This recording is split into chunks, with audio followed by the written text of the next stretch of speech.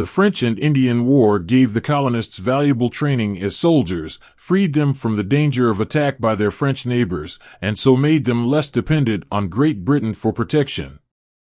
But the mother country took no account of this, and at once began to do things which in 10 years' time drove the colonies into rebellion.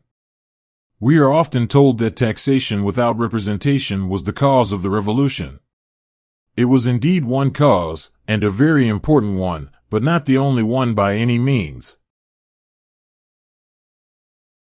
The causes of the revolution, as stated in the Declaration of Independence, were many, and arose chiefly from an attempt of the mother country to 1. Enforce the laws concerning trade, 2. Quarter royal troops in the colonies, and 3. Support the troops by taxes imposed without consent of the colonies.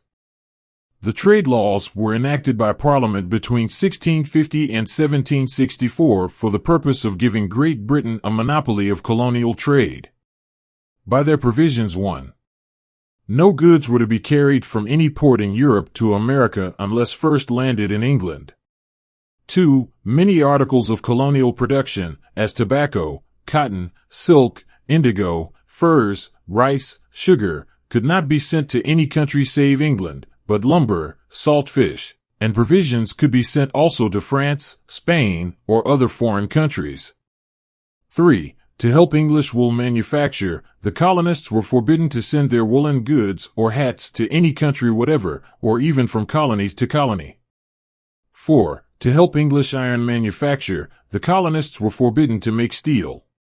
5. To help the British West Indies, a heavy duty was laid, in 1733, on sugar or molasses imported from any other than a British possession. Had these laws been rigidly enforced, they would have been severe indeed, but they could not be rigidly enforced. They were openly violated, and smuggling became so common in every colony that the cost of collecting the revenue was much more than the amount gathered. This smuggling the British government now determined to end. Accordingly, in 1764, the colonies were ordered to stop all unlawful trade, naval vessels were stationed off the coast to seize smugglers, and new courts, called vice-admiralty courts, were set up in which smugglers, when caught, were to be tried without a jury. It was further proposed to send over 10,000 regular soldiers to defend the colonies against the Indians and against any attack that might be made by France or Spain. The colonists objected to the troops on the ground that they had not asked for soldiers and did not need any. As the cost of keeping the troops would be very great, it was decided to raise part of the money needed by a stamp tax which Parliament enacted in 1765. The Stamp Act applied not only to the 13 colonies, but also to Canada, Florida, and the West Indies, and was to take effect on and after November 1, 1765. 1. Every piece of vellum or paper on which was written any legal document for use in any court was to be charged with a stamp duty of from 3 pence to 10 pounds. 2. Many kinds of documents not used in court, and newspapers, almanacs, etc., were to be written or printed only on stamped paper made in England and sold at prices fixed by law. The money raised by the stamp tax was not to be taken to Great Britain, but was to be spent in the colonies in the purchase of food and supplies for the troops. But the colonists cared not for what use the money was intended. No taxation without representation was their cry. They cast no votes for a member of Parliament, therefore, they said, they were not represented in Parliament. Not being represented, they could not be taxed by Parliament, because taxes could lawfully be laid on them only by their chosen representatives. In the opinion of the British people, the colonists were represented in Parliament. British subjects in America, it was held, were just as much represented in the House of Commons as were the people of Manchester or Birmingham, neither of which sent a member to the House. Each member of the House represented not merely the few men who elected him, but all the subjects of the British Crown everywhere. Resistance to the Stamp Act began in Virginia, where the House of Burgesses passed a set of resolutions written by Patrick Henry. In substance, they declared that the colonists were British subjects and were not bound to obey any law taxing them without the consent of their own legislatures. Massachusetts came next with a call for a Congress of delegates from the colonies to meet at New York in October. 9 of the colonies sent delegates, and after a session of 20 days, the representatives of 6 signed a Declaration of Rights and Grievances. The Declaration of Rights set forth that a British subject could not be taxed unless he was represented in the legislature that imposed the tax, that Americans were not represented in Parliament, and that therefore the stamp tax was an attack on the rights of Englishmen and the liberty of self-government.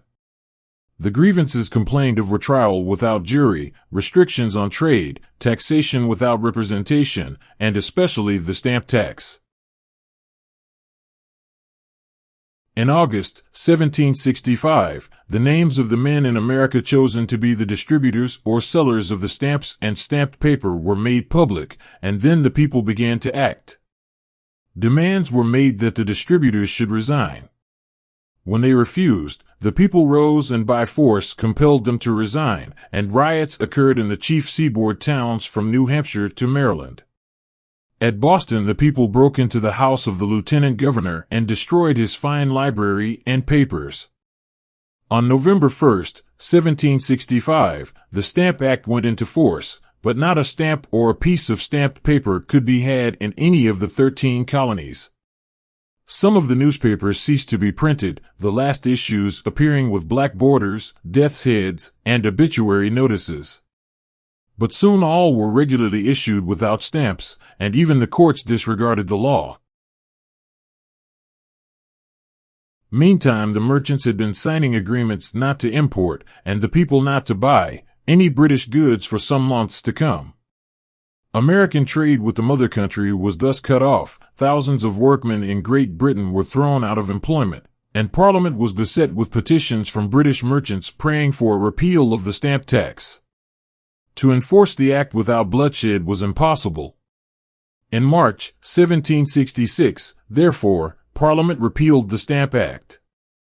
But at the same time it enacted another, known as the Declaratory Act, in which it declared that it had power to legislate for the colonies in all cases whatsoever.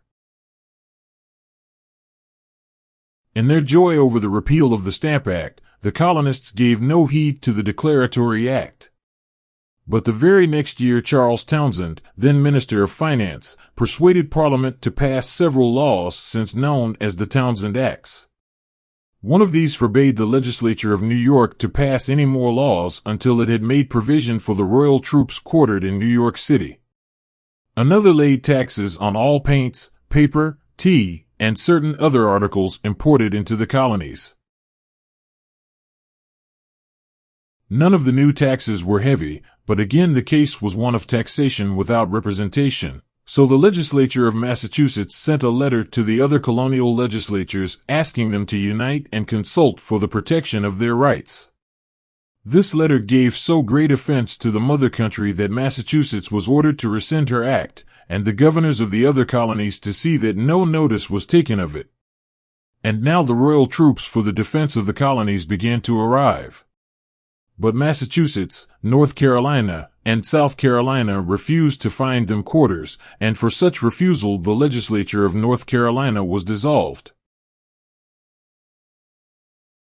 At Boston the troops were received with every mark of hatred and disgust, and for 3 years were subjected to every sort of insult and indignity, which they repaid in kind. The troops led riotous lives, raced horses on Sunday on the Common, played Yankee Doodle before the church doors, and more than once exchanged blows with the citizens. In one encounter the troops fired on the crowd, killing 5 and wounding 6. This was the famous Boston Massacre, and produced over all the land a deep impression.